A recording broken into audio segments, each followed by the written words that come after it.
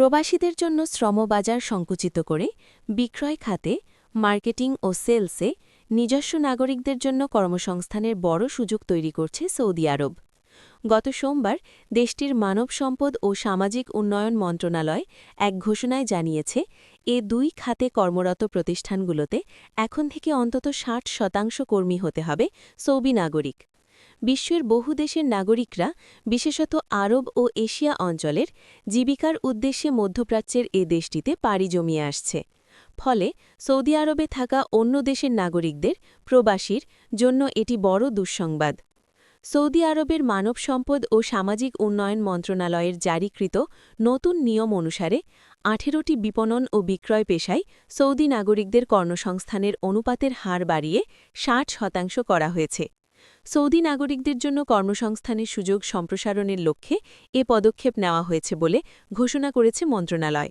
প্রথম সিদ্ধান্ত অনুযায়ী যেসব বেসরকারি প্রতিষ্ঠানে ৩০০ বা তার বেশি কর্মী নিয়োজিত রয়েছেন, তাদের বিপণন সংক্রান্ত পেশাগুলোতে ৬০% সৌদি নাগরিকদের সুযোগ নিশ্চিত করতে হবে।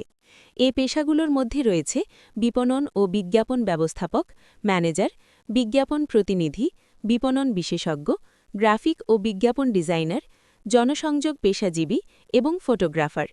এই সিদ্ধান্তটি ঘোষণার ৩ মাস পর কার্যকর হবে এবং এ পদগুলোর জন্য ন্যূনতম মাসিক বেতন ৫,৫০০ সৌদি রিয়াল নির্ধারণ করা হয়েছে।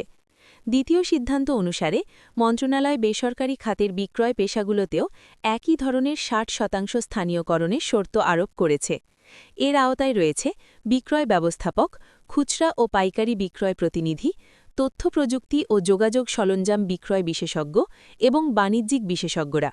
এ নিয়মটিও ৩ মাসের অতিরিক্ত সময়ের পর কার্যকর হবে। মন্ত্রণালয়ের বরাত দিয়ে সৌদি গ্যাজেট জানিয়েছে, এ নতুন পদক্ষেপগুলো শ্রমবাজারকে আরও আকর্ষণীয় করে তোলা, উচ্চমানের কর্মসংস্থানের সুযোগ সৃষ্টি করা এবং যোগ্য সৌদি নাগরিকদের জন্য চাকরির স্থায়িত্ব নিশ্চিত করার লক্ষ্যে প্রণয়ন করা হয়েছে।